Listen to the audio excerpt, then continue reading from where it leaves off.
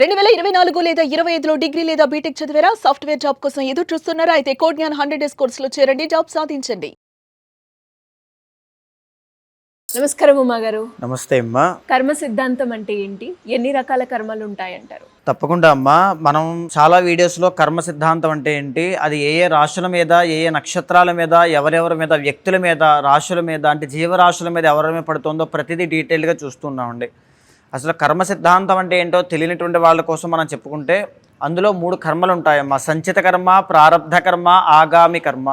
సంచిత కర్మ అంటే మన జీవితంలో గతంలో, అదే పూర్వ జన్మలో కానీ లేకపోతే గత సంవత్సరంలో కానీ ఎప్పుడైనా సరే జరిగిపోయినటువంటి కాలంలో మనం తెలుసో తెలియకో చేసినటువంటి కర్మ. ఏదైనా అది పాజిటివ్ కావచ్చు, నెగిటివ్ కావచ్చు, పాపము కావచ్చు, పుణ్యము కావచ్చు, ఏదైనా కావచ్చు. ఆ చేసినటువంటి కర్మ ఏదైతే ఉంటుందో అది సంచిత కర్మ. దాని యొక్క పర్యవసానంగానే, దాని యొక్క రిఫ్లెక్షన్గానే మనం ఈ మానవ జన్మ అనేటువంటిది ఎత్తామండి. మనం మాత్రమే కదమ్మా, కనిపించేటువంటి జీవరాశులు ఏదైనా కుక్క కానీ, లేకపోతే గోవులు కానీ, లేకపోతే ఏదైనా సరే పులి కానీ, సింహము కానీ, ఏదైనా సరే ఏ జన్మ ఎత్తినా కర్మ యొక్క ఆధారితంగానే అవన్నీ జన్మిస్తూ ఉంటాయి. జ్యోతిష శాస్త్రానికి కూడా మూలమైనటువంటిది కర్మ సిద్ధాంతము. అయితే ఆ సంచిత కర్మ అనేటువంటిది ఒకేసారి ఉన్న మొత్తము కూడా మన మీద రుద్దింపబడో, లేకపోతే ఒకేసారి మనం అనుభవించేటువంటిది కాదండి. మనం దానికి తగినట్టుగా ఒక్కొక్క జన్మలో, ఒక్కొక్క జీవితంలో, ఒక్కొక్క క్షణంలో దాన్ని అనుభవిస్తూ వెళ్తూ ఉంటాం. అయితే రెండవది ప్రారబ్ధ కర్మ అని ఉంటుందమ్మా. అంటే కరెంట్లీ నడిచేటువంటిది అనమాట. ఫర్ ఎగ్జాంపుల్, ఇప్పుడు మనం ఆలయంలో ఉన్నామండి. ఇదే సమయానికి మనం వేరే ఇంకొక ప్రదేశంలో కూడా ఉండొచ్చు. మనం గత 10 నిమిషాల క్రితం వరకు శివుడికి నమస్కారం చేసుకున్నాం. అదే 10 నిమిషాల్లో ఏదో చేయకూడని తప్పు కూడా చేయొచ్చు. ఒక 10 నిమిషాల క్రితం వరకు శివనామస్మరణ చేసాం. అదే 10 నిమిషాల్లో ఒక అశుద్ధమైనటువంటి మాటలు మాట్లాడవచ్చు. అంటే ఏది చెయ్యాలో, ఏది చేయకూడదో, ఎలాంటి మాట మాట్లాడాలో, ఎలాంటి పనులు చేయాలనేటువంటిది విజ్ఞత, వివేకము అనేటువంటిది మన యొక్క మైండ్ సెట్ మీద ఆధారపడి ఉంటుందండి. అంటే మనం తీసుకునే నిర్ణయం అన్నమాట. ఈ సమయంలో ఒకరికి సహాయం చేయొచ్చు, ఒకరి దగ్గర దొంగతనము చేయొచ్చు. సో దాన్నే ప్రారబ్ధ కర్మ అంటారు. సో అందుకే భగవంతుడు మనకి ఇచ్చేటువంటి అవకాశం ఏంటి అంటే భగవన్ నామస్మరణ చేయడం, ధర్మ ఆచరణ చేయడం ద్వారా మనకుండేటువంటి కర్మని ప్రాయశ్చిత్తం చేసుకోమని ప్రారబ్ధ కర్మ వల్ల మనకు ఒక అవకాశం ఇచ్చారమ్మ. అయితే రాబోయేటువంటిది ఇంకొకటి ఏంటి అంటే ఆగామి కర్మ. అంటే మూడవది అనమాట.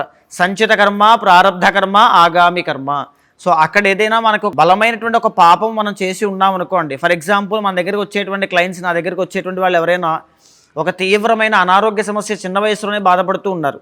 అది వాళ్ళకి పూర్వ జన్మ ద్వారా చేసిన కర్మ వల్ల వచ్చింది అని చెప్పి జ్యోతిష శాస్త్రంలో మనకి కనబడుతోంది. ప్రారబ్ధ కర్మ వల్ల వాళ్ళని ఒక శాంతి ప్రక్రియలో కూర్చోబెట్టి వాళ్ళు చేసినటువంటి కర్మకి ప్రాయశ్చిత్తం చేయడమే ప్రారబ్ధ కర్మ. సో దానివల్ల ఆ దోషము అనేటువంటిది ఏదైతే ఉంటుందో, ఆ పాపము అనేటువంటిది ప్రాయశ్చిత్తం అవడం వల్ల ఆగామి కర్మ రాబోయే రోజుల్లో కొద్దిగా బెటర్ రిజల్ట్స్ అనేటువంటివి కనబడతాయండి. అంటే ఆ దోషము కానీ, ఆ పాపము కానీ, ఆ బాధ కానీ, శ్రమ, ఒత్తిడి ఏది కనబడకుండా రాబోయే రోజులు మనకి అనుకూలంగా కానీ ఆనందంగా ఉండాలి అనుకుంటే ప్రారబ్ధ కర్మలో ధర్మ ఆచరణ ఒకటి, ప్రాయశ్చిత్తం ఒకటి చాలా అవసరం అమ్మ. కర్మ సిద్ధాంతం గురించి మహాశివరాత్రి సందర్భంగా మనం మాట్లాడుకోవడం జరుగుతూ ఉంది. మీరు చెప్పిన ఈ పై మూడిట్లో కర్కాటక రాశి వారికి ఎక్కువగా ఏది ఎఫెక్ట్ అయ్యే ఛాన్స్ ఉందంటారు? వారు ఎలాంటి జాగ్రత్తలు పాటించాల్సిన అవసరం ఉంది? తప్పకుండా అమ్మ. కర్కాటక రాశిలో సంచారం చేసేటువంటి పునర్వసు నక్షత్రం 4వ పాదం కానీ, పుష్యమి నక్షత్రం 4 పాదాలు కానీ, ఆశ్లేష నక్షత్రం 4 పాదాలు కానీ, సో వీళ్ళ యొక్క సంచారం అంతా కూడా వీళ్ళకి అధిపతి చంద్రుడు అండి. అంటే కర్కాటకానికి అధిపతి చంద్రుడు అనమాట. విడివిడిగా నక్షత్రాలకి గ్రహ ఆధిపత్యం ఉన్నప్పటికీ కూడా అందరికీ కూడా అధిపతి చంద్రుడు.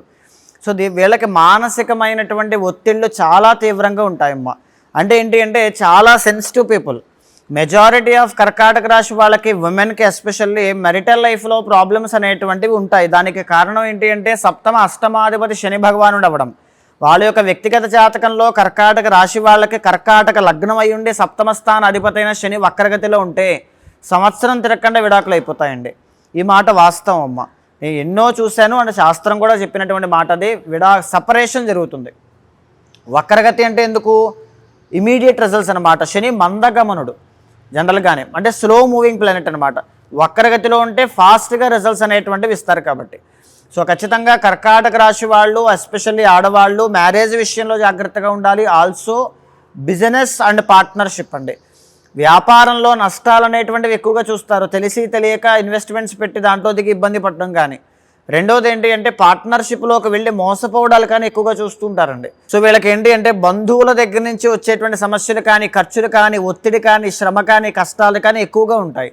సో ఆ విషయంలో చాలా కేర్ఫుల్గా ఉండాలమ్మా. సో ఇకపోతే ఏంటి అంటే అమ్మ 2026 సంవత్సరంలో కర్కాటక రాశి వాళ్ళకి నవంబర్ 1వ తారీఖు దాకా, ఎందుకంటే గురువు అనేటువంటి ఆయన 2వ స్థానంలో మాత్రమే యోగిస్తారు.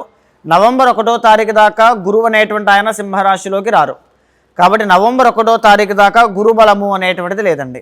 ఈ గురుబలం లేకపోవడం వల్ల ఏం జరుగుతుంది, ఇప్పుడైతే కరెంట్లీ 12వ స్థానంలో ఉన్నారు. 12వ స్థానంలో గురుడు ఉండడం వల్ల డబ్బు నిలబడకపోవడం, విపరీతంగా ఖర్చులు అవ్వడం. అంటే ఖర్చులు అది శుభకార్యానికి కానీ వేటికి కానీ శాస్త్రం ఏం చెబుతుంది అంటే 12వ స్థానంలో గురుడు ఉన్నప్పుడు ఉన్నటువంటి వస్తువులు కానీ దేన్నైనా అమ్మి అయినా సరే ఖర్చులు పెట్టేటువంటి అవకాశాలు ఎక్కువగా ఉంటాయి. అది వస్తువులు కొనుగోలు చేస్తారా, ఏదైనా ఆస్తులు కొంటారా, అనవసరమైన వృధా ఖర్చులు అవుతాయా పక్కన పెడితే ఖచ్చితంగా విపరీతమైన ఖర్చులు కనబడుతూ ఉంటాయమ్మ.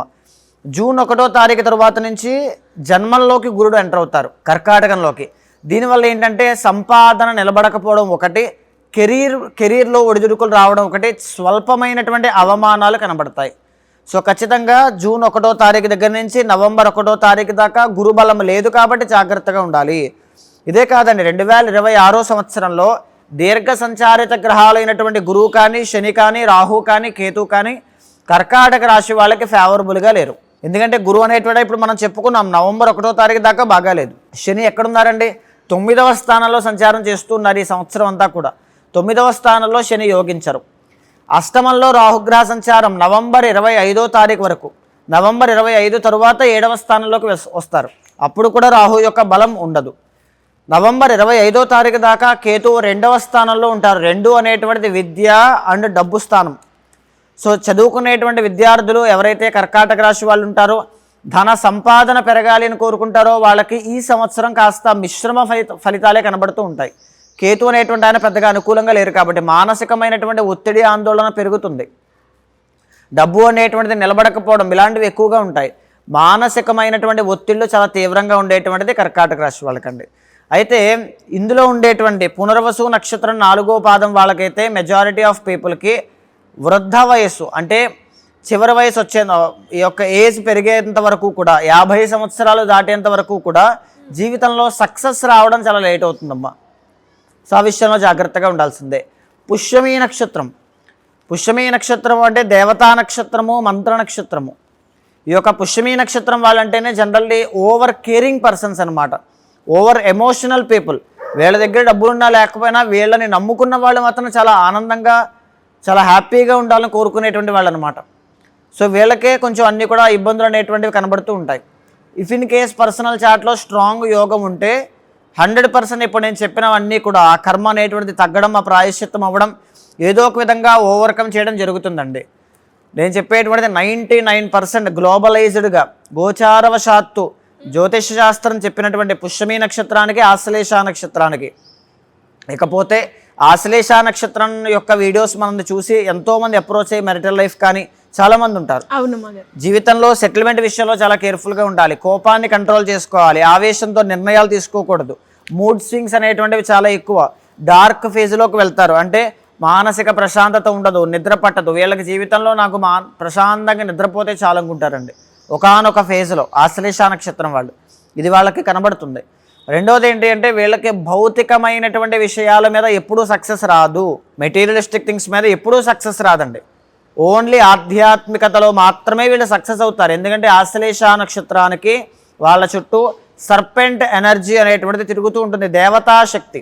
అది భౌతికమైనటువంటి సుఖాలు కానీ, భౌతికమైనటువంటి అపేక్ష కానీ ఉండదు. ఎప్పుడైతే మీరు జాబ్ కావాలి, ఎదగాలి, నేను కూడా ఒక సెలబ్రిటీ అవ్వాలి ఇలాంటివి అనుకుంటే మీకు జీవితంలో సక్సెస్ రాదు. ఎప్పుడూ కూడా ఆధ్యాత్మికత వైపు మాత్రమే మీరు సక్సెస్ అవ్వగలుగుతారు. వైరాగ్యము లేకపోతే మంత్రసిద్ధి యోగాలు కానీ ఏదైనా సరే ఆ దేవత అనుగ్రహం అనేటువంటిది బాగుంటుంది తప్ప మిగతా అన్నీ కూడా కాస్త ఇబ్బందులు అనేటువంటివి ఉంటాయండి. 2026 సంవత్సరంలో చాలా కేర్ఫుల్గా గురుబలాన్ని పెంచుకోవడం కోసం ప్రయత్నం చేయండి. గోసేవ ఎక్కువగా చేయడం, గురువారం నాడు స్నానం చేసేటప్పుడు పసుపు వేసుకుని స్నానం చేయడం. తరువాత మేజర్లీ గురుబలం పెరగాలి అంటే దత్తాత్రేయ స్వామి వారి యొక్క దర్శనం చేసుకోవడం, విద్యార్థులైతే దక్షిణామూర్తి యొక్క దర్శనం చేసుకోవడం, ఇలాంటి వాటి వల్ల గురుబలం పెరుగుతుంది. ఇక మానసికంగా మీరు చెప్పినట్టుగా ఇబ్బందులు తీవ్రంగా ఉన్నాయి అనుకుంటే శివాలయంలో అన్నాభిషేకము అనేటువంటిది చేయించండి. అంటే వండినటువంటి అన్నంతో కొన్ని ప్రత్యేకించి ఒక సేవగా అది చేస్తూ ఉంటారు. అన్నాభిషేకం అది చేయించండి, చాలా అద్భుతమైన ఫలితాలు కనబడతాయి. అండ్ అలాగే ఉమ్మగారు మీరు అన్నట్టుగానే వీళ్ళకి ఏదైతే గురుబలం తక్కువ ఉంటుందన్నారు, మానసికంగా ప్రశాంతంగా ఉండదు అన్నారు, ఎస్పెషలీ రిలేషన్షిప్లో డిస్టర్బెన్స్ అనేవి ఎక్కువగా ఉంటుంది అని కూడా చెప్పడం జరిగింది. అలాంటి వాళ్ళు ఎవరైనా కూడా పరిష్కారం చేసుకోవాలి అంటే ఎలా ఉంటుంది? తప్పకుండా అమ్మా, అలాంటి వాళ్ళందరికీ కూడా కర్కాటక రాశికి సంబంధించి కూడా ఫిబ్రవరి 15వ తారీఖున మహాశివరాత్రి పర్వదినాన్ని పురస్కరించుకుని రాత్రి జాగరణతో పాటుగా శివుడికి ఏకాదశ రుద్రాభిషేకాలు మహాన్యాసపూర్వకంగా అండి. స్వామివారికి అత్యంత ప్రీతిపాత్రమైనటువంటి బిల్వదళాలతో లక్ష బిల్వార్చన. ఇప్పుడు చూడండి అమ్మ, కర్కాటక రాశి వాళ్ళకి ఆర్థికపరమైనటువంటి ఇబ్బందులు ఉన్నాయి. ఏదైనా సాధించాలి అంటే పనులన్నీ కూడా వెనక్కి వెళ్తూ ఉన్నాయి. అవన్నీ కూడా వయసు వెర్సల అన్ని పనులు కలిసి రావడానికి లక్ష్మీ గణపతి హోమము. ఇందాక మనం చెప్పుకున్న ఆశ్లేష నక్షత్రానికి సర్పెంట్ ఎనర్జీ తిరుగుతూ ఉంటుంది. ఆ సర్పశక్తి యొక్క బలము తగ్గడానికి, ఆ సర్పశక్తి యొక్క దోషం పోవడానికి, ఏదైనా ప్రాబ్లమ్స్ ఉంటే సుదర్శన హోమము, అఖండమైన సిరి సంపదలు కలిసి రావడానికి కమలాత్మిక హోమము. తర్వాత సెకండ్ లార్డ్ రవి అండి వీళ్ళకి కర్కాటకానికి. రవి అంటే ధనకారకుడు. మీకు డబ్బు రావాలి అంటే శ్యామలాదేవిని ఆరాధించాలి, సూర్య భగవానికి నమస్కారం చేయాలి. సో అందుకే రాజశ్యామల హోమము. తర్వాత గురుబలం పెరగడానికి, రాహుగ్రహ దోషాలు పోవడానికి శ్రీరుద్ర హోమంతో పాటుగా వేద పండితుల యొక్క ఆశీర్వచనాన్ని కూడా అందుకోండి. ఏ విధంగా దీంట్లో పాల్గొనే అవకాశం ఉంటుందంటారు ఉమ్మగారు? తప్పకుండా అండి, మీకు కింద కనిపించే నెంబర్కి కాల్ చేస్తే మా వాళ్ళు మీకు పూర్తి వివరాలు అందిస్తారు. ఎక్కడ జరుగుతోంది? హైదరాబాద్లోనే జరుగుతోంది. సో ఎవరెవరు రావచ్చు, ఏ సమయానికి రావాలి, ప్రతిదీ కూడా ఎవరైనా రావచ్చు. సకుటుంబ సపరివార సమేతంగా ప్రతి ఒక్కరూ కూడా రావచ్చు అండి. థ్యాంక్ యూ ఉమ్మగారు, థ్యాంక్ యూ సో మచ్. నమస్తే అమ్మా.